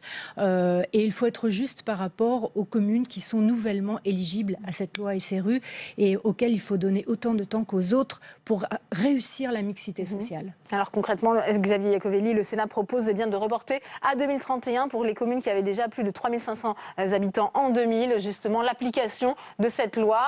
C'est vrai que c'était rappelé par Sophie Primas, il faut parfois un peu de pragmatisme et encourager les maires à construire du logement social. Oui, mais encourager les maires à construire du logement social, c'est indispensable et on est tous d'accord là-dessus. Dédouaner ceux qui ne respectent pas leurs engagements, ça c'est différent. Et je pense que les amendements aujourd'hui portés par la majorité sénatoriale vont dans ce sens-là. Vous prenez dans votre reportage tout à l'heure l'exemple de Neuilly-sur-Seine. On pourrait prendre Marne-la-Coquette, qui par un amendement de la rapporteure va ne plus avoir besoin de construire de logements sociaux, puisqu'on avait une spécificité dans l'Île-de-France puisqu'on est en zone tendue, on devait atteindre 1500 habitants pour rentrer dans le cadre de la loi SRU, et le reste de la France était à 3005. Là, avec cet amendement, on va augmenter à 3500, donc c'est-à-dire que Marne-la-Coquette, par exemple, on ne peut pas dire qu'il y ait des problèmes sociaux importants, n'aura plus besoin de construire de logements sociaux puisqu'elle est à 1700 habitants. Donc il y a un vrai souci aussi sur inciter les maires à construire, mais aussi sanctionner ceux qui, pertinemment, ne veulent pas construire de logements sociaux. Et c'est le cas à Neuilly-sur-Seine.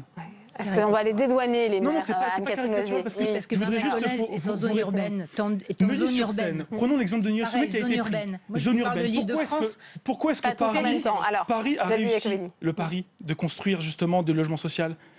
Paris a investi énormément depuis 2001 dans le logement social, en achetant du privé.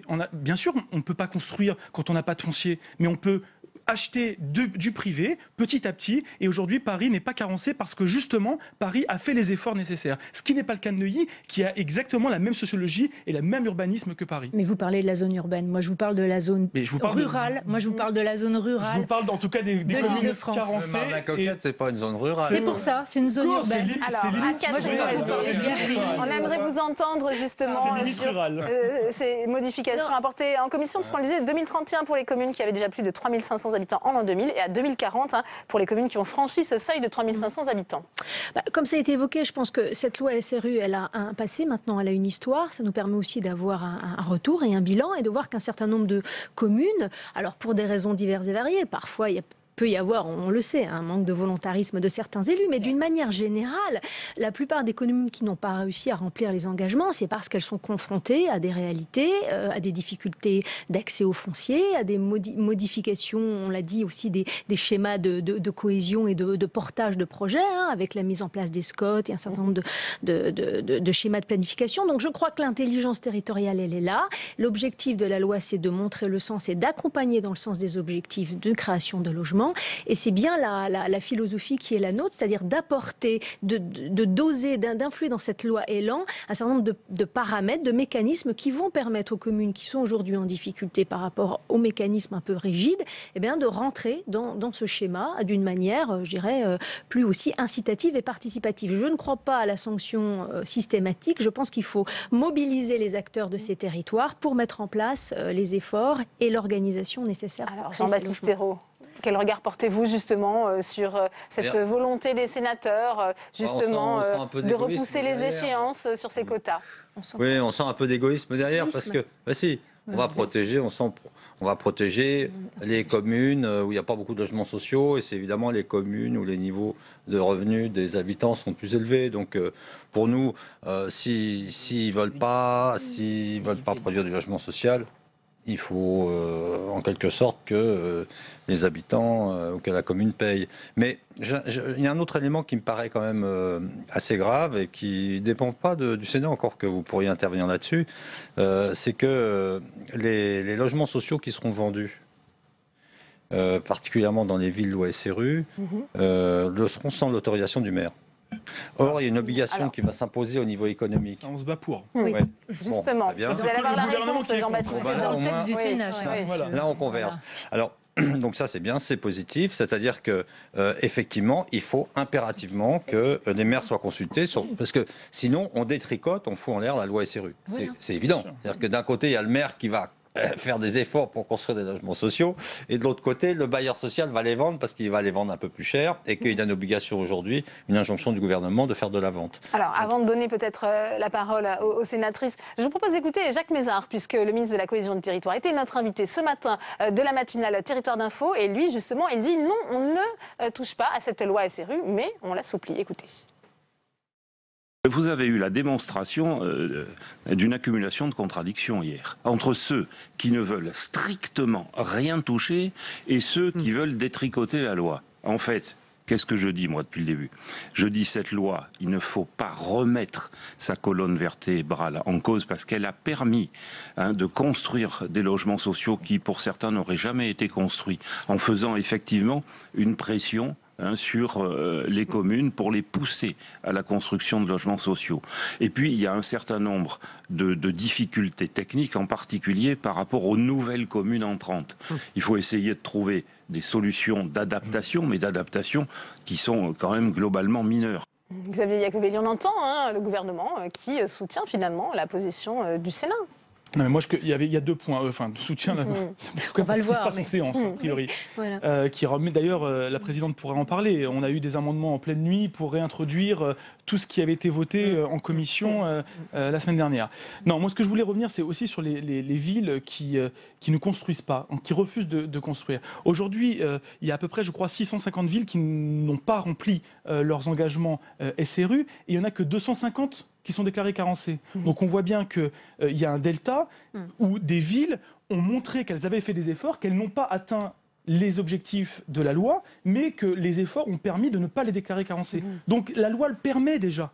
Donc je pense qu'il faut effectivement inciter et valoriser les maires qui font des efforts, mais il ne faut pas supprimer ces articles de la loi SRU. Et le deuxième point, et là où moi je pense que c'est très grave, c'est l'expérimentation proposée par le ministre Daubresse, qui veut mutualiser à l'échelle des EPCI le reste à construire de logements sociaux. Mais là, c'est un vrai problème. C'est-à-dire qu'on va créer des ghettos de riches avec des ghettos de pauvres à l'intérieur. On va concentrer, mais non. On va exactement l'inverse.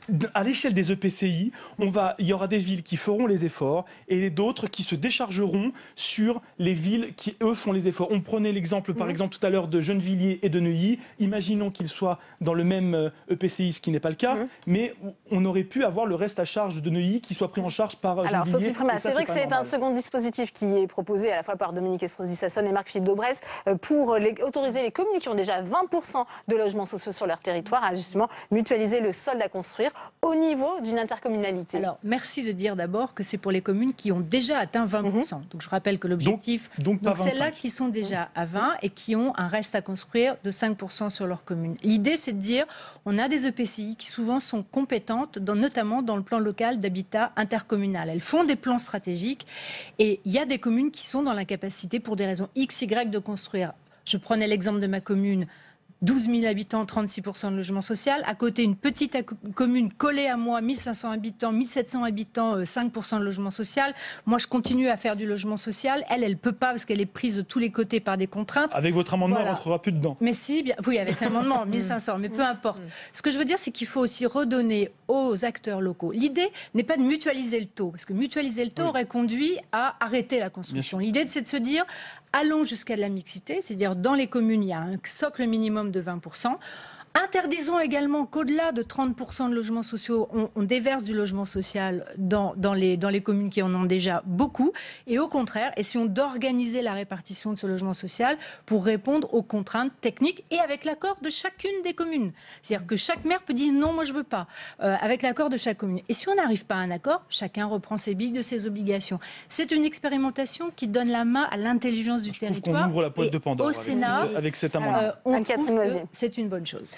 Oui, non, moi je dirais qu'on qu'on est est de pauvres entourés par des ghettos de riches, pour reprendre l'expression de Xavier Iacovelli. Non, mais je pense que là, on est justement dans l'intelligence territoriale. On s'empare des outils de coopération intercommunale qui existent aujourd'hui et qui peuvent permettre à des territoires de réfléchir ensemble, de se concerter et d'avoir une approche plus territoriale et plus globalisée. Moi, ça me semble être la bonne solution parce que je pense que le pire, ce serait de rester sur des postures qui, on le voit, ont des limites et ne permettent pas de répondre aujourd'hui aux véritables besoins. Et moi, je suis ravie, monsieur, que vous nous rejoigniez sur la nécessité de faire confiance à l'intelligence territoriale et de laisser aux maires et aux acteurs de terrain la capacité à s'adapter. Dans la mesure où ils sont volontaires, on est bien d'accord. Non, mais on est bien d'accord. Mais je pense que c'est là que se situe vraiment la solution à l'engagement. Jean-Baptiste La loi SRU a fonctionné, on est tous d'accord. On est tous d'accord. Pourquoi changer dans ce pays les lois qui fonctionnent? Parce que quand la loi SRU a été votée, il n'y avait pas d'organisation territoriale comme nous en connaissons aujourd'hui. Les compétences notamment d'habitat et les compétences stratégiques de définition de l'habitat n'étaient pas, et les financements n'étaient pas intercommunaux. Jean-Baptiste Ayrault, on entend les parlementaires ici présents, ils veulent porter une vision pragmatique, réaliste, et on parle d'intelligence territoriale. Ils redoutent que les maires, sinon, finissent par totalement baisser les bras dans cette construction de logements sociaux. Écoutez, pour nous, pour ce qui est de droit au logement, on défend la loi SRU, on pense qu'il ne faut pas y toucher parce qu'elle est bien comme elle est. Donc, elle doit amener forcément les municipalités qui sont en carence et à faire des efforts supplémentaires, c'est ce que j'ai dit tout à l'heure. Maintenant, l'autre point, c'est qu'il faut produire du logement social. Oui, bon, on est et donc, il ne faut pas en vendre. Évidemment, c'est-à-dire que si on commence à vendre de patrimoine, automatiquement... C'est pourtant ce qui est proposé par le gouvernement. Hein. Oui, non, mais nous, c'est ce qui nous inquiète. Hein. Et à des taux jamais atteints. C'est ça, parce que ça a toujours été fait. Ça a toujours été fait. Il y a une difficulté majeure. On a quand même plus d'1,5 million de demandeurs de logements sociaux. On n'a jamais vu autant de sans-abri dans notre pays.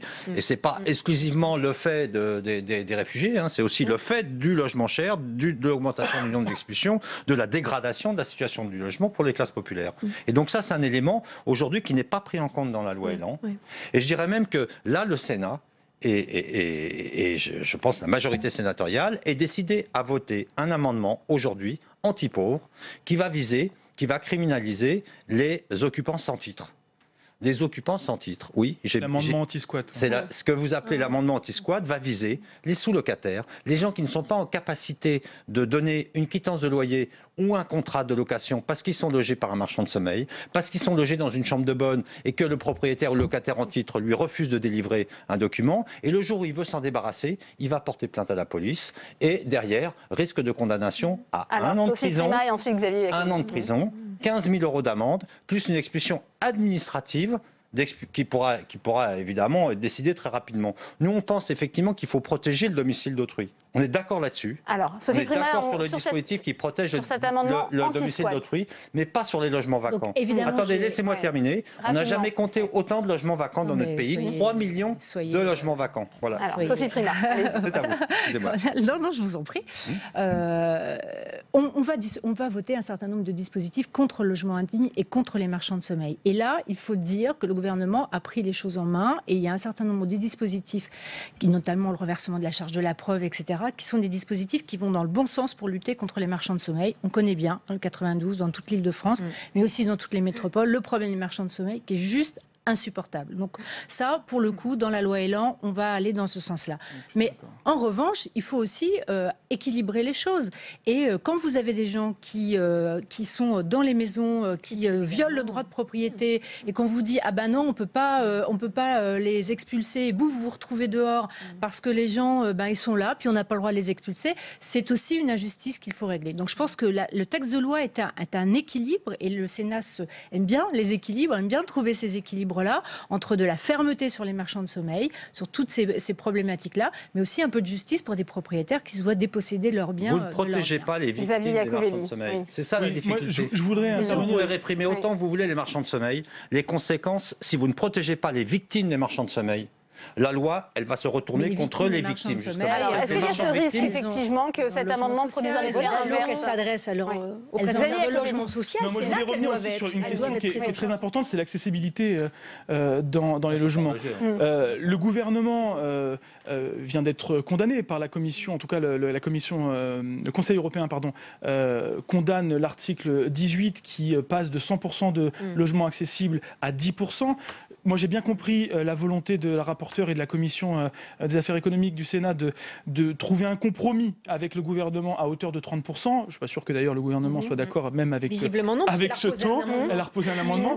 Moi, je pense que la réalité, c'est qu'on ne peut pas se permettre de trouver des compromis sur des questions aussi essentielles que l'accessibilité des personnes à mobilité réduite et aussi, pas seulement, mais aux personnes dépendantes. Parce qu'on a une population vieillissante et aujourd'hui, on n'a que 6% de logements accessibles réellement sur le logement. Donc on ne peut pas se permettre de baisser les objectifs de constructibilité et d'accessibilité pour les logements. Et donc c'est vrai que nous, on sera opposés à ce compromis, même si on comprend bien la philosophie de la rapporteure, nous on sera opposés à ce compromis et on maintiendra des amendements pour rétablir à 100% l'accessibilité des logements. C'est qu'on comprend bien l'objectif du gouvernement, c'est construire plus vite, mieux. Il faut aussi lever certains freins à la construction, c'est ce que nous dit justement le gouvernement. Peut-être oui, non, mais là je pense qu'on se rejoindra parce que les propositions, en tout cas pour le groupe centriste, un certain nombre de propositions vont beaucoup trop loin et ne nous semblent pas acceptables et réalistes par rapport à ce qui se passe sur les territoires. C'est vrai qu'on est aujourd'hui dans une société où il y a aussi un vieillissement de la population, où à côté de ça, le gouvernement incite les personnes à rester à domicile. Donc on sait que demain, il y aura un véritable besoin d'accès pour des personnes à mobilité réduite à des logements. Donc là-dessus, effectivement, revenir, et c'est ce que fait le gouvernement, nous présentant cette nuit un amendement pour revenir à 10%, là-dessus, on ne sera pas d'accord et je pense que l'ensemble du Sénat manifestera sa volonté à revenir sur des propositions plus réalistes. Ça m'amène cette question, parce qu'on a entendu votre rappel au règlement, Sophie Primas, sur justement cette méthode peut-être déployée par le gouvernement. Il y a beaucoup de tensions en ce moment entre l'exécutif et le Sénat. Beaucoup de tensions entre l'exécutif et le Sénat, mais j'ai l'impression le Parlement, parce que tout à l'heure, je suis allée à l'Assemblée nationale auprès de la Fédération nationale bovine pour parler du projet de loi sur égalité, enfin pas égalité, mais sur l'alimentation. Sur l'alimentation, pardonnez-moi, où on a eu un désaccord profond sur la méthode en CMP. Et je vois que les députés, quel que soit leur rang, moi c'est la première fois que je manifeste avec Ruffin, par exemple. Ça je dois dire que comme toi, tout arrive. Je le dois au gouvernement. Il y a un problème où, en fait, si vous voulez, il y a beaucoup de concertation. En ce qui concerne Elan, on concerte depuis décembre avec la conférence du consensus. D'ailleurs, vous y étiez tous.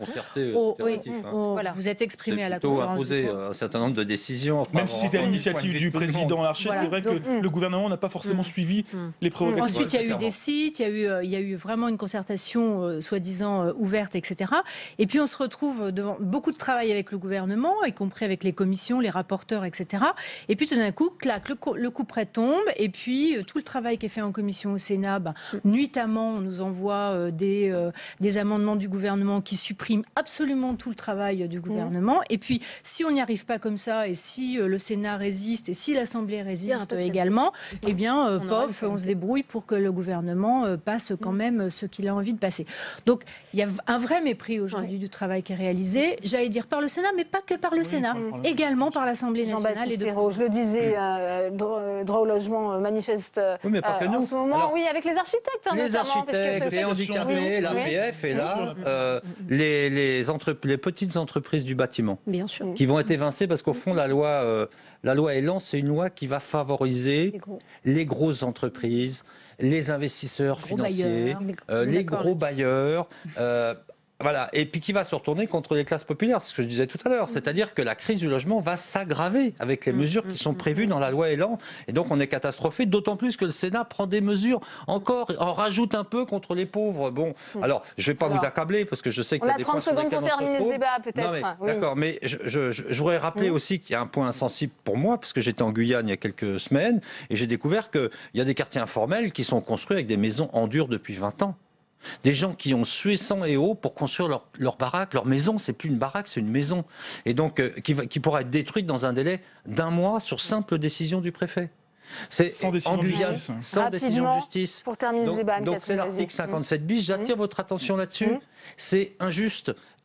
C'est un amendement qui s'applique exclusivement sur la Guyane et Mayotte. Et donc, on a un problème sérieux là-dessus. Les habitants. Alors, merci Jean-Baptiste Ayrault d'être venu peut-être alerter les parlementaires sur ce dernier point. Vous verrez peut-être on est bien au fait cette question. La réponse. Je pense qu'on a identifié les excès du projet de loi Elan et que le débat au Sénat va permettre d'avancer sur ces questions. Je l'espère en tout cas. Merci à tous les quatre. Je vous laisse regagner l'hémicycle. Merci à vous, Jean-Baptiste Ayrault. Avant de se quitter, on va retourner salle des conférences pour écouter la réaction de Philippe Bas, puisqu'on parlait des tensions entre l'exécutif et le Sénat, mais il y a aussi des tensions entre le Sénat et l'Assemblée nationale. Le président de la commission des lois, avec Gérard Larcher, était au groupe LR de l'Assemblée nationale et ça ne s'est pas très bien passé. Il l'explique au micro de Tam Trani. Philippe Bas, vous avez donc participé ce matin à une réunion avec le président du Sénat, Gérard Larcher, ainsi que les députés, les Républicains. Est-ce que Gérard Larcher a été vivement interpellé et à quel sujet? Je crois qu'il a été question de la révision constitutionnelle. Je crois qu'il faut dire les choses telles qu'elles ont eu lieu réellement. Il s'agissait d'une réunion de dialogue et le dialogue a eu lieu dans des conditions très respectueuses les uns des autres pour une raison très simple. C'est que nous partageons les mêmes points de vue sur presque tous les sujets. Presque tout, mais pas tout. Il y a quand même un sujet de discorde. Chacun a sa spécificité et l'unité se construit aussi en admettant la diversité des points de vue. Mais ce qui est très important pour nous, premièrement, sur ce qui préoccupe le plus les députés, nous sommes contre l'instillation de la proportionnelle pour les élections législatives. Donc sur ce point, pas de sujet. Et puis, sur le point essentiel, qui est celui des droits du Parlement, au fond, nous avons aujourd'hui un régime politique qui est celui de la Ve République. Il a le mérite de la stabilité. N'y touchons pas à la stabilité. Mais il a l'inconvénient d'être le régime dans lequel le Parlement est le plus faible en Europe. Eh bien, toute réforme comme celle de M. Macron, qui conduirait à diminuer les droits du Parlement, est inacceptable pour nous. Et nous voulons donc, au contraire, saisir cette occasion de la réforme de la Constitution pour renforcer les droits du Parlement et équilibrer ainsi l'hégémonisme, la toute-puissance du pouvoir exécutif. C'est ce qui nous apparaît comme étant le plus important. Et je dois dire que là, vraiment, l'état d'esprit des deux groupes LR, de l'Assemblée nationale et du Sénat, coïncide complètement sur ces questions qui sont des questions majeures de la révision constitutionnelle. Alors, sur la question de la proportionnelle, ce qui était ressorti, notamment par l'AFP, c'est qu'il y avait quand même un vrai sujet de discorde là-dessus, parce que Gérard Larcher est prêt à accepter 15% de doses de proportionnelle à l'Assemblée nationale, tandis que les députés, eux, y sont fermement opposés. Il y a un malentendu dans les commentaires. Nous ne voterons pas ici, au groupe LR, la représentation proportionnelle pour les élections législatives. Et par conséquent, vous voterez complètement contre. C'est un faux sujet. À l'évidence, c'est un faux sujet. Il ne faut pas s'intéresser au faux sujet, mais au vrai sujet. Vous êtes été convaincu par les députés ce matin, par leurs arguments? Le vrai sujet, c'est la défense des droits du Parlement, mais c'est aussi le lien entre les parlementaires et les citoyens. Il va y avoir chez nous de vrais déserts démocratiques si on va trop loin dans la diminution du nombre de parlementaires. Il faut que les Français, leurs associations, leurs entreprises, leurs professions aient accès aux parlementaires. Et donc, notre bataille, à nous, c'est de faire entendre que nous avons besoin de plus de démocratie et non pas de moins de démocratie. Et plus de démocratie, ça veut dire un nombre suffisamment de parlementaires dans les territoires, proches des gens, et ça veut dire aussi des droits du Parlement pleinement respectés. Tout va donc bien entre les sénateurs LR et les députés LR. On ne va pas vers un schisme dans le parti, comme on dit certains, à la sortie de la réunion. Le contraire serait surprenant. En effet, nous appartenons à la même famille politique, nous travaillons ensemble, nous discutons ensemble dans un climat de dialogue, de respect les uns des autres, et c'est ce qui importe en démocratie. Merci beaucoup Philippe Bas d'avoir répondu à mes questions. Merci à vous, Tam, pour cette réaction. C'est la fin de cette édition. Merci à vous de l'avoir suivi. Très bonne soirée et à demain.